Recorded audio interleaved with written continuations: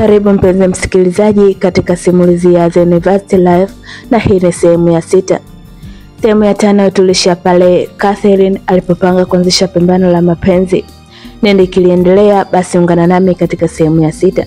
Pia ili usiweze kukosa sehemu zinazofuata, tafadhali subscribe na bonyeza alama kengele ili uweze kupata taarifa kila tunapo-upload. Karibu katika sehemu ya 6.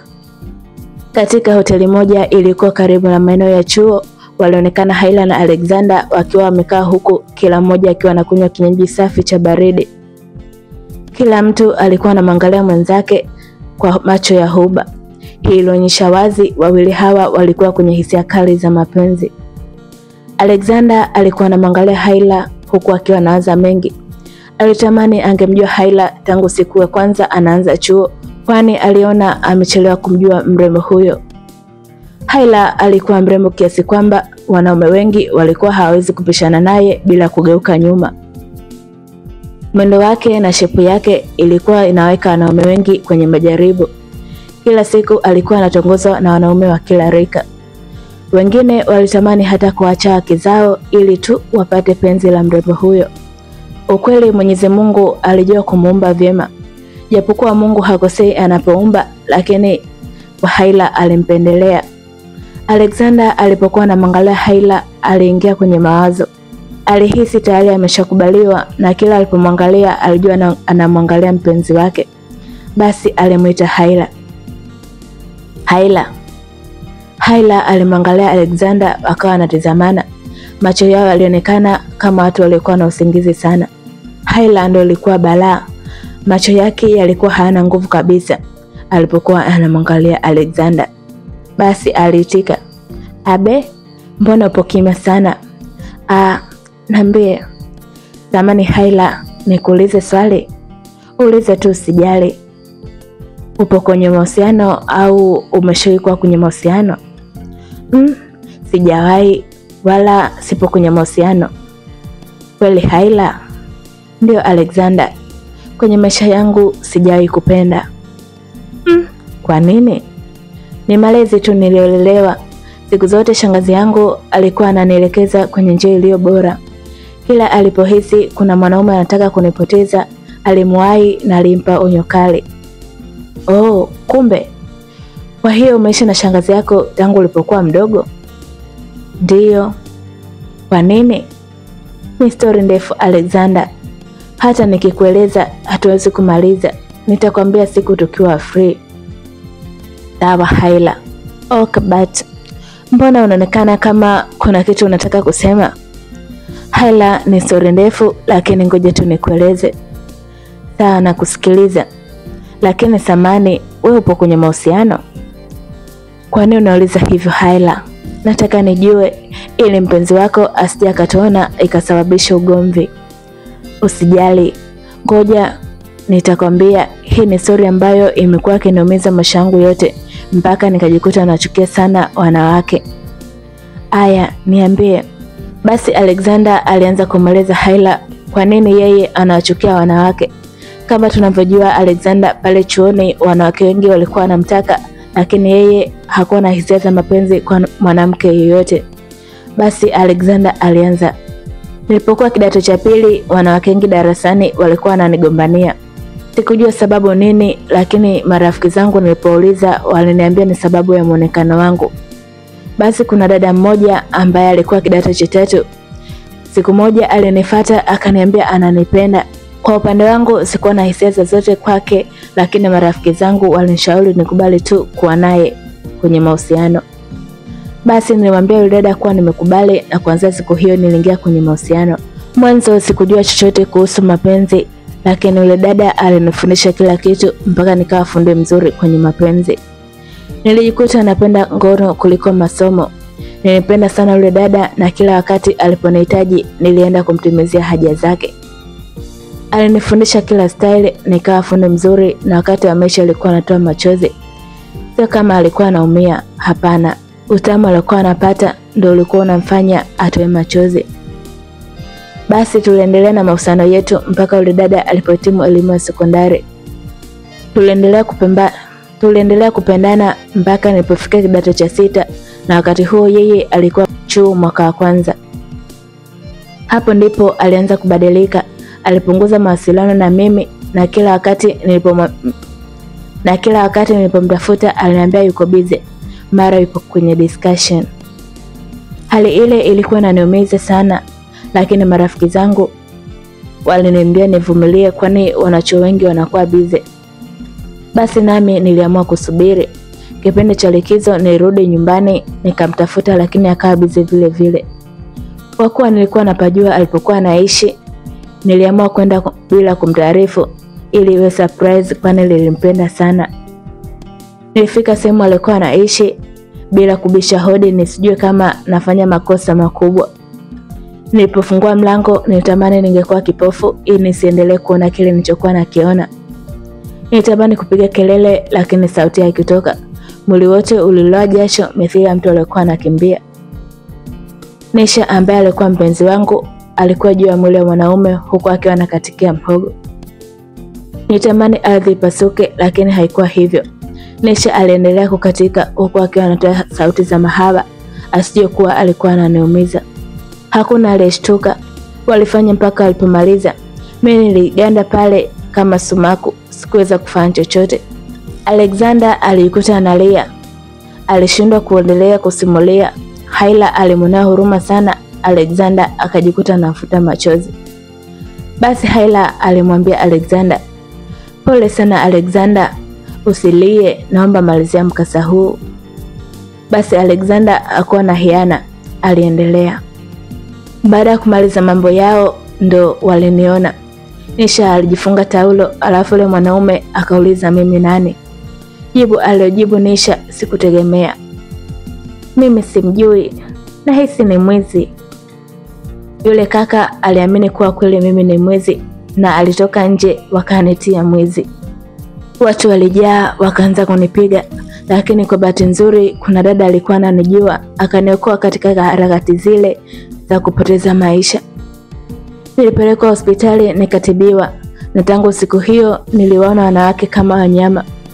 Sikutaka kupenda tena, niliapa sitapenda mpaka naingia kaburini. Alexander alimaliza kumsimulia Haila. Haila aliumia sana, akajikuta anamwonea sana huruma Alexander. Basi alimfariji pale. "Pole sana Alexander, kumbe umepitia mengi makubwa." Ndio hivyo Haila, yani usile basi Alexander, kwani unaamini wanawake wote wapo kama Nisha? Naamini hivyo Haila, ni ngumu sana kumwamini mwanamke yeyote. Sawa, lakini sio wote bwana. Unaweza ukatafuta mwanamke mwingine na akakupenda. Haila, kweli? Ndio Alexander. Sasa huyo mwanamke nitampata wapi? Alexander aliuliza swali la mtego. Tafuta tu chuo hapa, mbona hapo wengi? Mimi bado sijaona Haila. Mbona unaguna? Hamna. Basi waliachana na story za mapenzi, wakaanza kuongea mambo yao mengine. Ilipofika majira ya saa 1 waliingia kwenye gari. Alexander alimpeleka Haila mpaka sehemu alikokuwa anaishi. Walipofika Haila alishuka. Alexander alijikuta na meza mate ya ucho. Alijilaumu kwa nini kumrushia ndoano imnase moja kwa moja Haila. Basi aliachana na mawazo hayo, akaingia kwenye gari akaanza kuelekea kwao. Basi aliachana na mawazo hayo, akaendesha gari kuelekea kwao. Catherine siku hii aliwahi sana kufika nyumbani. Alipofika alimkuta dada yake akiwa amekaa anacheza simu yake. Walisalimiana na baada ya salamu walianza kupiga story. "Catherine, kesho weekend utatoka au utakuwepo tu nyumbani?" "Nahisi nitakuwepo, maana sina appointment na mtu yoyote." Nimekumbuka Catherine. Ulichoniambia mchana ni kweli au unatania?" "Ni kweli dada. Kwa nini kutanie? Yaani huyu mwanaume ni mzuri sana. Kila ninapomwona nahisi kuchanganyikiwa." "Kwa hiyo umeshamwambia au bado?" "Nataka nimwambie baadaye." "Kwa nini usimwambie sasa hivi?" "Nataka nimwambie nikiwa kitandani, huko nikiwa nimeoga tayari." Wewe. Ndio hivyo dada, tena ngoja niende chumbani." Catherine alinyanyuka akaenda chumbani kwake ili akajiandae kuongea na Alexander. Mrembo Catherine aliwaza kama Alexander atakubali mambo yake au la. Hakujua akikataliwa itakuwaje siku akionana chuoni. Lakini akasema liwalo na liwe. Alienda kuoga akarudi. Alivaa vizuri akaingia kwenye gari, akaanza safari ya kuelekea kwa kina Alexander. Nyumbani kwa kina Alexander siku hiyo alikuwa na kikao kifupi cha familia. Kwenye familia ya Alexander walizaliwa watatu. Alexander yeye alikuwa mtoto wa mwisho. Alikuwa na kaka na dada yake. Kaka yake aliitwa Alvin na dada yake aliitwa Alice. Kwenye familia yao walipendana sana. Wazazi wao walikuwa wanasikiliza sana watoto wao. Hakuna kitu ambacho Alexander aliomba akashindwa kupewa. Siku kadhaa zilizopita Alexander alizawadiwa gari na baba yake siku ya birthday yake.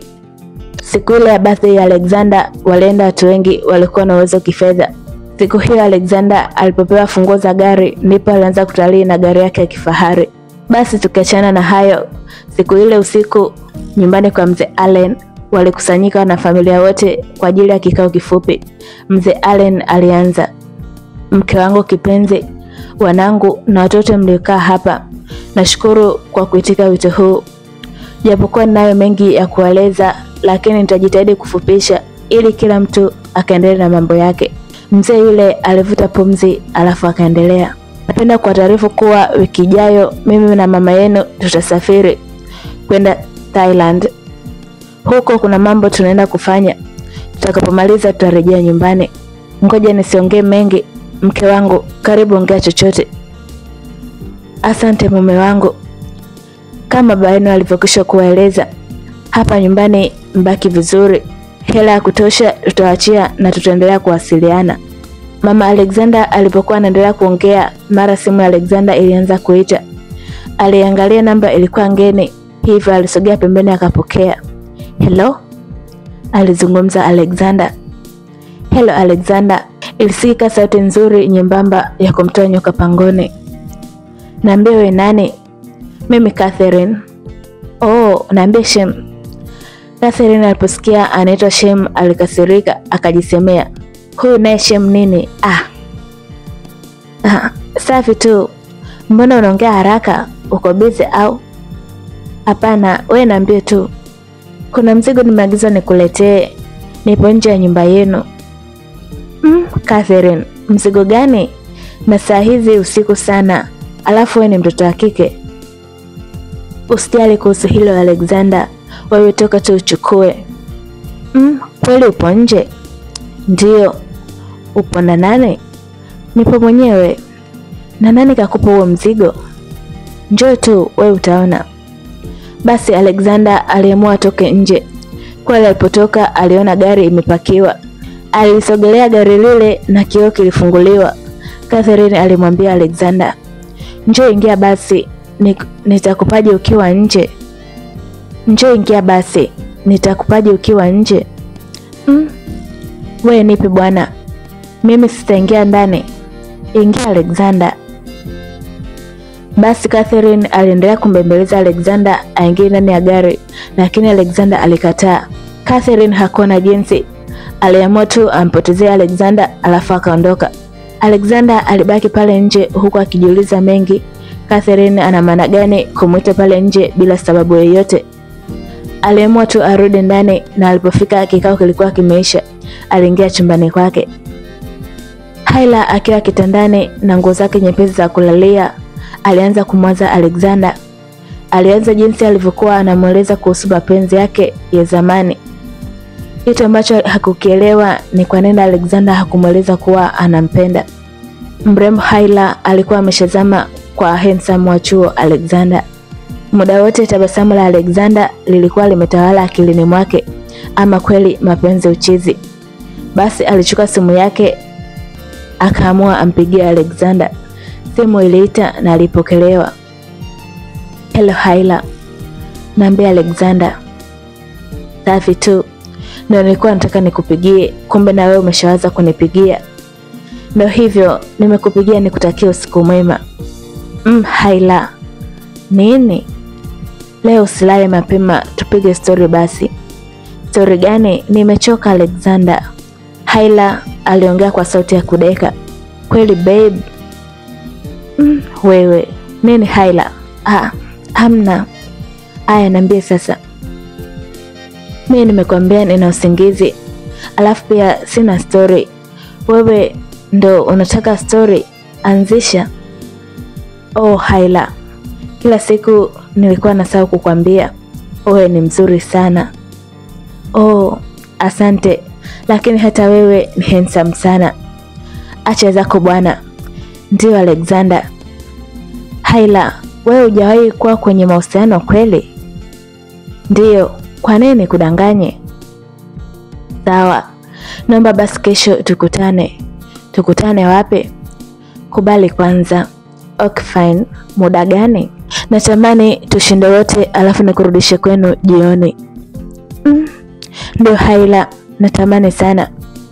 Sawa, usijali. Basi waliendelea kuongea mengi wawili hawa wakalala.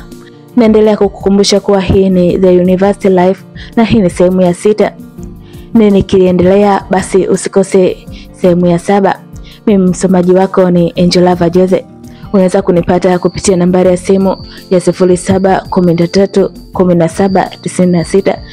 Tafadhali subscribe ili usiweze kukosa sehemu zinazofuata. Asante.